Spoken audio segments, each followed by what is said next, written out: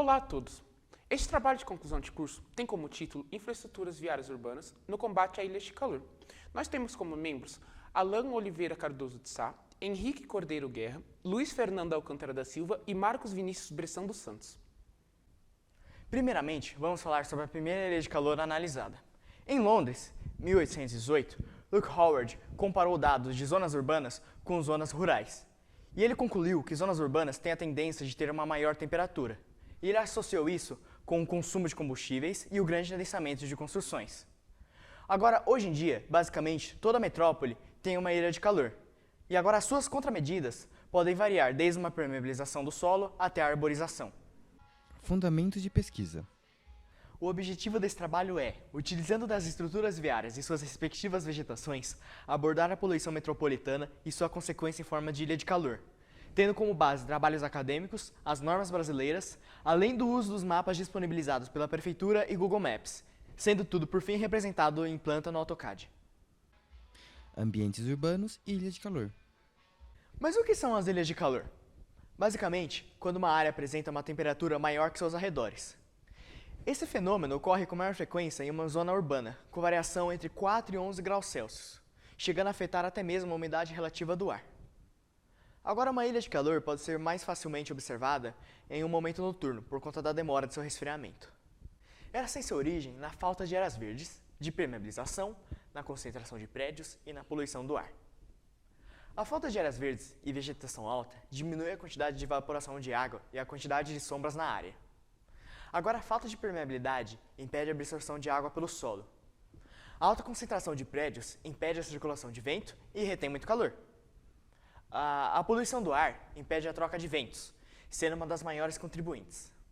Agora, sobre os efeitos da ilha de calor, além do óbvio desconforto que as ilhas de calor trazem, elas causam um excesso de chuvas, que podem danificar o sistema hídrico existente. Ainda mais no caso do sistema já está comprometido, por conta de algum lixo acumulado, gerando então enchentes mais frequentes. As ilhas de calor também geram maior gasto de energia, pois o uso de ar-condicionado e de ventiladores será mais intenso. Após a descrição das ilhas de calor, vamos falar sobre a infraestrutura viária, começando pelo seu conceito. A infraestrutura urbana é um conjunto de serviços básicos para uma cidade, sendo eles água, gás, luz, entre outros. O desenvolvimento dessas redes são tão antigos quanto as próprias cidades, e os serviços de infraestrutura evoluem com o tempo conforme as necessidades da sociedade. Os sistemas básicos de infraestrutura são divididos em sistema viário, sanitário, energético, de comunicação, televisão e telefonia. Calçadas, conceito e definição. Agora vamos para as definições. O CTB define calçada como parte da via, normalmente segregada, em níveis diferentes, não destinadas à circulação de veículos, reservada ao trânsito de pedestres e, quando possível, à implementação de sinalização, vegetação e outros fins. O passeio é definido como parte da calçada que deve estar livre de interferências e destina-se à circulação exclusiva de pedestres, e, em casos excepcionais, de bicicleta, entre outros. No caso deste trabalho, pode-se entender passeio como sinônimo de faixa livre. A faixa livre é definida pela NBR 9050 de 2015 como sendo uma parte do passeio da calçada onde pode circular apenas pedestres. Para o plantio de árvore, deve ser abordado diversos pontos. O primeiro é se a largura total da via comporta arborização. O segundo é que se deve evitar plantar árvores na faixa de serviço, pois no subsolo desta existem várias redes de infraestrutura. É necessário também espaço mínimo ao redor da planta para que seja possível a sua respiração, absorção e recepção de nutrientes. E infraestruturas. Os jardins de chuva são áreas rebaixadas, portanto ajudam no escoamento de água e na sua infiltração no solo. O escoamento também ajuda a remover a poluição difusa, tanto aérea, no caso, por exemplo, de dióxido de carbono, quanto terrestre, como óleos e graxas, que normalmente danificam corpos d'água ou o mesmo próprio sistema hídrico. As biovaletas são valetas em formato côncavo, preenchidos com vegetação, solo e outros materiais. Sua finalidade é de limpar e desacelerar as águas da chuva, redirecionando para o solo mais abaixo ou para jardim de chuva ou outro sistema de drenagem adequado.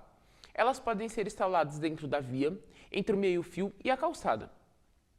Os canteiros pluviais são pequenos jardins de chuva, geralmente projetados em áreas residenciais.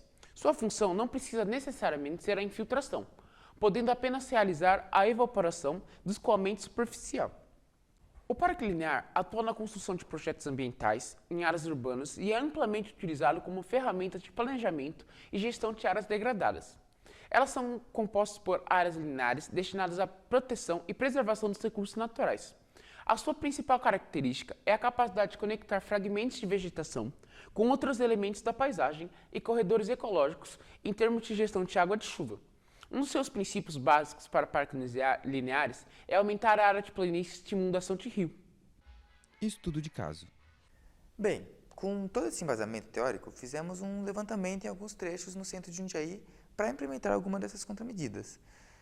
Jundiaí sempre foi uma cidade exemplar nessa área da biodiversidade, uma das melhores cidades nesse quesito no país, muito por conta da sua localização, da sua vegetação e pela própria Serra do Japi. Por isso, ela acabou sendo uma ótima área de estudo. O trecho que escolhemos fica no centro da cidade, sendo basicamente 3 pontos principais: a Praça da Catedral Nossa Senhora do Desterro, a Escola Estadual Conde no Parnaíba e a Igreja São Bento.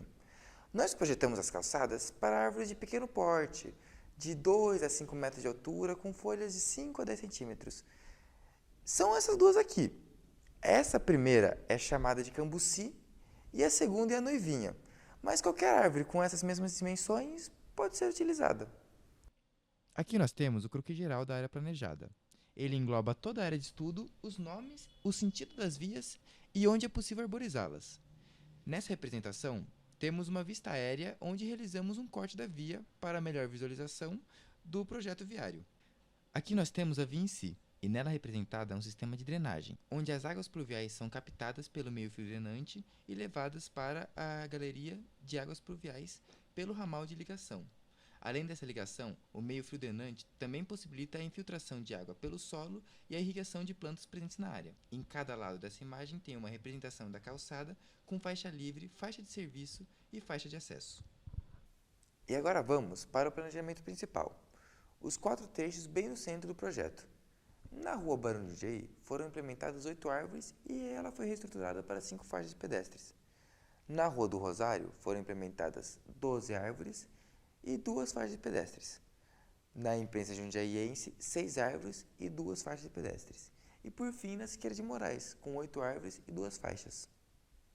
Esse TCC apresentou uma possibilidade de aumentar a permeabilidade e estética da região do centro de Jundiaí, principalmente seu estudo de caso.